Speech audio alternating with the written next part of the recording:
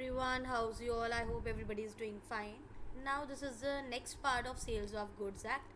अब हम Sales of Goods Act का next part करेंगे, so make sure everyone is listening. So under dash, goods passes to the buyer only upon the payment of last installment. So आपको पता है last instalment पे payment करने पर कौन सा पॉइंट होता है? हायर परचेज, सेल, लीजिंग और instalment purchase.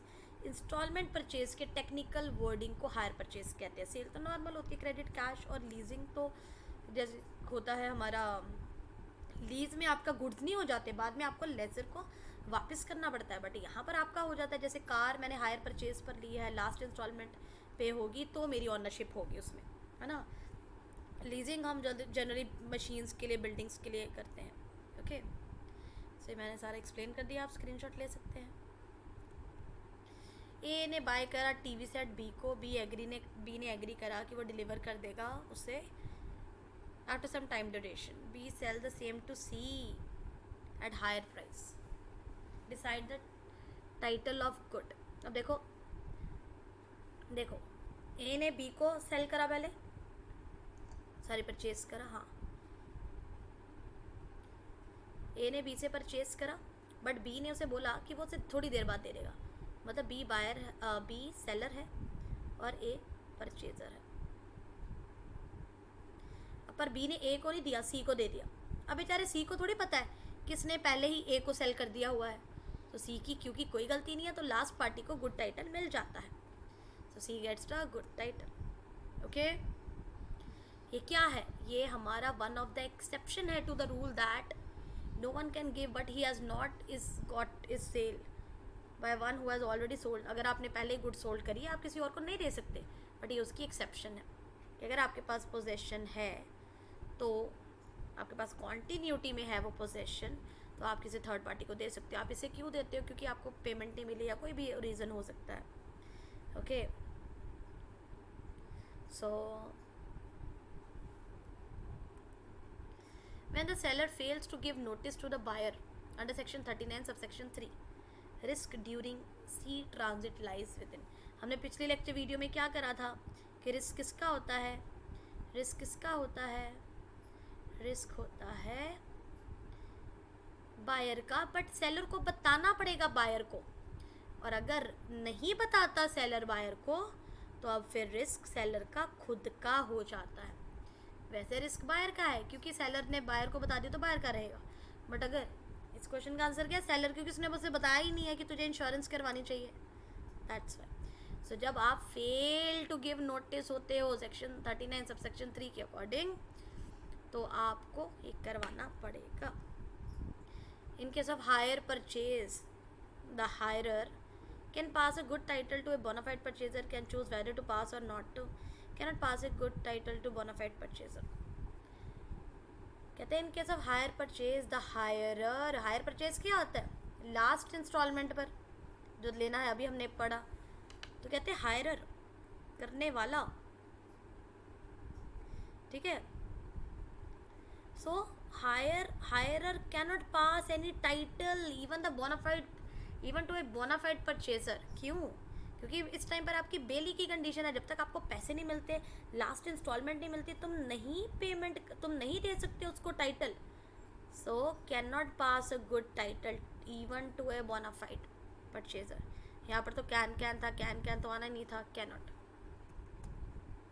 When the goods are delivered to a carrier or wharfinger for the purpose of transmission to buyer, the delivery is, ये हमने पहले भी करा है, वैलिड एंड इफेक्टिव. सेलर ने agree करा कि 100 बैग्स चावल के वो सेल करेगा बी को, जो कि सी थर्ड पार्टी प्राइस फिक्स करेगी. पर सी ने प्राइस फिक्स नहीं करा. अब कॉन्ट्रैक्ट क्या हो जाएगा? वॉइड. गलत हो गया ना, क्योंकि आपने price, third party price fix कर सकती है, इसमें कोई दिक्कत नहीं. ओके, सो अगर वो भी वैल्यूएशन नहीं करता तो वर्ड हो जाएगा. Things attached to land which are to be served before sale constitute movable property, immovable goods, crop, gross and other things. A. अब देखो लैंड को किस में बोला गया है? goods means every kind of movable property other than actionable claim and money. So actionable claim and money में क्या आता है? स्टॉक, शेयर, ग्रोइंग क्रॉप, ये सब नहीं आएगा. But things attach to land, land के साथ जो चीज़ें अटैच्ड है, जो उसके ऊपर पड़ी हुई हैं, ठीक है जी, उसे मूवेबल प्रॉपर्टी में डाला जाता है. सो बेसिकली मूवेबल प्रॉपर्टी में क्रॉप्स, ग्रॉस, ये सारी चीज़ें नहीं आएंगी. लैंड के ऊपर जो अटैच चीज़ें हैं वो आ जाएंगी. Under sales of goods act court कितना इंटरेस्ट चार्ज कर सकता है? 12, 8, 6 या जिस जैसा उसे फिट लगता है. तो आंसर इज जैसा उसे फिट लगता है. फ्यूचर गुड्स का क्या मतलब है? जो कि मैन्युफैक्चर और एक्वायर होते हैं. ये हमने अभी करा. After making the contract of sale, after, not before, not at the time. The term seller include seller को actual seller, any person who is in the position of seller, मतलब agent भी हो सकता है और कंसाइनर भी हो सकता है. कंसाइनर को गुड्स दिए जाते हैं ना, कंसाइनमेंट का भी अकाउंट्स में चैप्टर था. So all of the above. Which of the following statement is not true? A contract of sale can be valid made for the sale of future goods. Contract of sale validity हो सकती है future goods के लिए. Actionable claim is subject matter of contract of sale. अभी हमने करा share stock market, ये cell of goods act में नहीं आता actionable claim. Okay, so answer is that right. Future goods को हम कहते हैं एग्रीमेंट टू सेल कहते हैं. बिल्कुल, future goods agreement to sell होता है. In an agreement to sell, ownership of the good passes to the buyer at some future date. बिल्कुल फ्यूचर डेट में पास होगी ना ownership. Risk follow ownership. Again the same question, whether the delivery has made or even the price has not been paid. सो कोई फ़र्क नहीं पड़ता. अब इसमें पिछले से एक पॉइंट और ऐड हो गया, whether the delivery has been made or not or even the price has been paid or not. Risk follows ownership. मतलब रिस्क का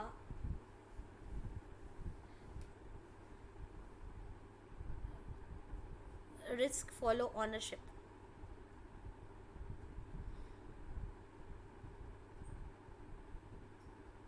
okay,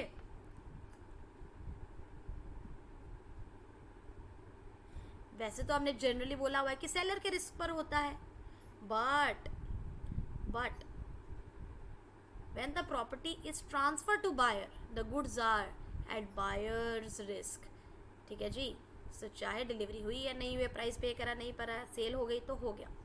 in case of bailment, a property in good passes to the bailee at the time of contract, last installment पर, at any time, does not pass to the bailee and instead transfer of possession of good take place. ठीक है जी. क्या answer होगा? D. क्यों?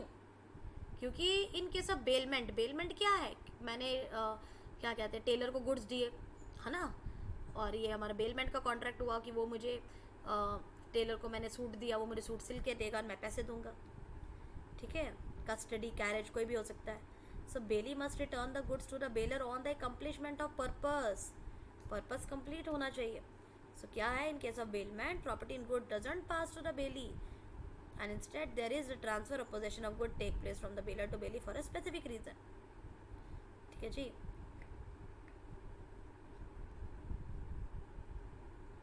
Any time नहीं होता. अभी आपको ट्रांसफ़र तभी आप करोगे जब पूरा टास्क कंप्लीट होगा. बेसिकली इम्प्लाइड कंडीशन क्या होती है बच्चों? इम्प्लाइड में title, condition by description, sample, सब आता है. So D. और भी सारे क्या है? Title, description, sample, sample as well description, quality और फिटनेस, होलसमनेस, ये सारी कंडीशंस हैं. कहते ए ने कैट अपनी सेल करी बी को, ये बोलकर बड़ी लकी है, बट एक्चुअल में वो लकी नहीं थी. अब ये क्या है?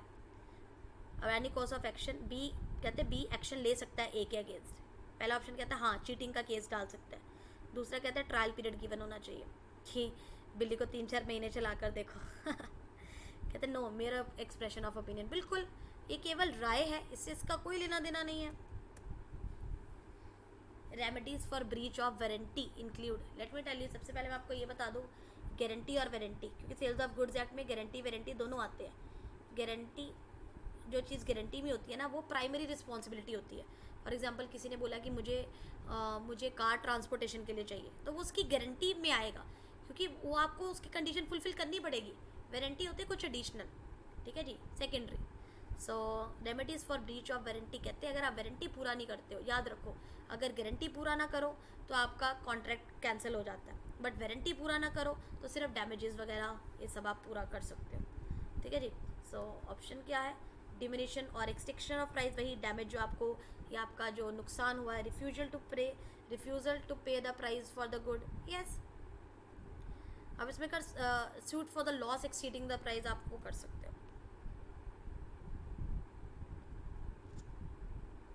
सो buyer is not entitled to goods the reject only but on the basis of warranty ही में, कहते हैं गुड्स नहीं रिजेक्ट कर सकता बायर, बट वो क्या कर सकता है, प्राइस को कम करने को बोल सकता है, प्राइस को ठीक करने को बोल सकता है, डैमेजेस मांग सकता है। चलिए अब हम बताएंगे कौन कौन सी कंडीशंस हैं। अब इसमें तो आपने याद ही कर लेना ना ये कंडीशंस कौन कौन सी होती है। Merchantability, warranty of dangerous nature, quality या क्वालिटी और fitness by usage of trade या सिंपल क्वालिटी और फिटनेस। ए ने सोल्ड किया बी को टिन डिसइंफेक्टेंट पाउडर का, उसे पता था कि उसे ओपन करना डेंजरस है विदाउट स्पेशल केयर, बट उसने बी को वॉर्न नहीं करा। मतलब जब आपने अच्छे से वार्निंग नहीं दी, इसे हम कहते हैं कि आपने उसे मर्केंटाइबल मतलब व्यापारिक तौर से उसे मतलब व्यवहार के अकॉर्डिंग, मतलब वी कैन से दैट कि कोई गुड्स सामने वाले को हम उसी तरीके से बेचेंगे ना कि जो जिस तरीके से वो यूज़ कर सके। आपने उसे टर्म्स एंड कंडीशन नहीं बताई कि इसे कैसे यूज़ करना है, तो कंडीशन ऑफ मर्केंटेबिलिटी हार्म होती है। ओके लिख लीजिए condition of मर्केंटेबिलिटी। Now a milk vendor supply x with milk which contain typhoid germs, उससे उसे टाइफाइड जर्म्स हो गए। अब ये किसकी गलती है, अभी होलसमनेस की। इनमें से मर्केंटेबिलिटी और होलसमनेस, मर्केंटेबिलिटी तब होता है जब आपको केयर वगैरह बतानी होती है, बट ये होलसमनेस मतलब पूरे में आ जाता है ना, कि आपने पूरा ही सही तरीके से नहीं बताया कि इसमें कैसे जर्म्स है, क्या है इसमें, है ना। क्योंकि मर्केंटेबिलिटी में क्या बताते हैं कि गुड्स कोई डिफेक्ट के बिना होना चाहिए, तो डिफेक्ट तो इसमें वो नहीं था, बट इसमें क्या है। ठीक है जी, सी क्यों इनकरेक्ट है, सी में क्या है, ए नेवर न्यू हिमसेल्फ, ऐसा नहीं है, इग्नोरेंस नहीं कर सकता आप। और डी बोला गया है he should have seen it, no, मतलब डी क्यों इनकरेक्ट है, वो ये कहना चाहते हैं कि बायर खुद देखे। पर caveat emptor is applicable only in respect of quality और fitness of good, not for wholesomeness. याद रखना कैविएट एम्प्टर मतलब let the buyer beware, buyer खुद देखेगा, खुद हिसाब लगाएगा क्वालिटी और फिटनेस का, बट नॉट इस चीज़ का होलसमनेस का, कि चीज़ ओवरऑल ठीक होनी चाहिए। नेक्स्ट क्वेश्चन, रॉवलैंड वर्सेस दिवल का ये केस है। क्या हुआ, बी ने बॉट करा सेकेंड हैंड कार एस से, कुछ महीने बाद कार पुलिस ने ले ली क्योंकि वो चोरी की थी। अब कोर्ट ने ऑब्जर्व किया कि ऐसा हुआ है, तो पर इसमें खरीदने वाले की गलती नहीं थी। अब बी क्या करेगा, फुल प्राइस रिकवर करेगा। क्यों फुल प्राइस रिकवर करेगा, कंडीशन एज टू टाइटल के अगेंस्ट, क्योंकि उसके पास तो सही टाइटल है ना, इसके पास गुड टाइटल है तो वो उसमें ले सकता है। सेक्शन 14, इससे आप क्या करेंगे, सेक्शन 14, 15, ये भी 15, 16, 16 point sub section 1 sub section 2 इनके सेक्शंस भी याद करेंगे। ओके हिंदी में लिखा हुआ, हिंदी मीडियम वाले भी स्क्रीनशॉट लेकर इसको पढ़ सकते हैं। Next, Shepherd versus Kain, a ship was contracted to be sold as copper fastened vessel to be taken with all faults without any allowance for any defects whatsoever. The ship turned to be partially copper fastened. The court held that the buyer was entitled to reject the good. एक जहाज को तांबे के बंधन वाले पोत के रूप में बेचा जाने के लिए अनुबंध किया गया था, जिसे सभी दोषों के साथ लिया जाना था, बिना किसी दोष के भी, मतलब सभी दोषों के लिए ना लिया जाना था, मतलब कि अगर कोई भी चूक हुई तो आप जिम्मेदार हो। तो जहाज आंशिक रूप से तांबे का हो गया, मतलब वो कॉपर जो है उसका थोड़ा सा ख़राब हो गया, तो इसलिए आप रिजेक्ट कर सकते हो इस गुड को। क्यों, ये किस में आता है, डिस्क्रिप्शन के अकॉर्डिंग, जहाँ पर बायर ने हैज़ गुड्स नहीं देखे, उसने शिप नहीं देखी थी, पर डिस्क्रिप्शन पर रिलाई करता है, उस केस में ऐसा होता है। Where the buyer has seen the goods, जब आपने गुड्स को देख तो लिया है, but relies not on what he had seen but on what he stated to him, but आपने देख लिया, बट आप बोलोगे देख तो लिया है, बट तू मुझे बोल रहा है ना इसमें कॉपर है तो कॉपर ही होना चाहिए, कुछ और निकला तो फिर देखिए, इस तरीके से। तो उसके अलावा may be sometimes a part of description में मैंने बोला है कि मुझे 100% ये चाहिए, तो वही होना चाहिए, आप गलत नहीं कर सकते, लाइक दैट। ठीक है, नेक्स्ट हमारा क्वेश्चन है, in a contract from a sale of quantity for the sale seed described as common English sainfoin, the seed supply करे गए डिफरेंट काइंड के। अब देखो काइंड डिफरेंट होगी, तो defect was not discoverable, defect नहीं पता लगा, except sowing the defect also existed in the sample, मतलब बीज अच्छे से उबर कर नहीं आए। तो चाहे डिफेक्टिव नहीं हुआ गुड्स, तब भी आप गलत हो। किस तरीके से गलत हो, आपने डिस्क्रिप्शन और टाइटल दोनों की गलती करी है। टाइटल की क्यों, हमने आपको बोला था कि हमें ऐसे गुड्स चाहिए। डिस्क्रिप्शन की क्यों, आपने उस डिटेल के अकॉर्डिंग नहीं दिए। इसे बोलेंगे क्योंकि आपने अलग काइंड के दिए, ठीक है। और आपका डिफेक्ट डिस्कवरेबल, हम डिस्कवर भी नहीं कर सकते थे, क्योंकि जब तक बीज को बोएंगे नहीं, हमें कैसे पता लगेगा ये सही है कि नहीं है, समझ रहे हो ना। इसलिए टाइटल भी हार्म हुआ, डिस्क्रिप्शन भी। See next, we went to S a chemist and demanded hot water bottle. उसने बोला कि हाँ ये हॉट वाटर बॉटल है, but not a boiling water. After few days while using the bottle, B's wife got injured, क्योंकि bottle फूट गई। तो हमने बोला था हमें गर्म पानी के लिए चाहिए, तो उसने गलती कर दी ना, उसने वो फूट कैसे सकती है। तो आपकी किस में कमी है यहाँ पर, आपकी क्वालिटी में कमी है, क्वालिटी और फिटनेस में। ओके, क्वालिटी और फिटनेस में। Next, B an company firm of merchant contracted to buy from S some bales of Manila hemp. ठीक है, मनीला गांजा है, उसका थोड़ी गांठें लेनी थी। So this was to arrive from Singapore से आनी थी। द हेम्प अराइव, बट गांजा कैसे आया, गीला होकर आया सी वाटर में। तो इतना डैमेज था, मार्केट में तुम बेच ही नहीं सकते थे। जो चीज़ तुम मार्केटेबल नहीं है उसे हम बोलेंगे मर्केंटेबिलिटी की कंडीशन फुलफिल नहीं होती है। Next, A bought a set of false teeth. A ने नकली दांत खरीदे डेंटिस्ट से।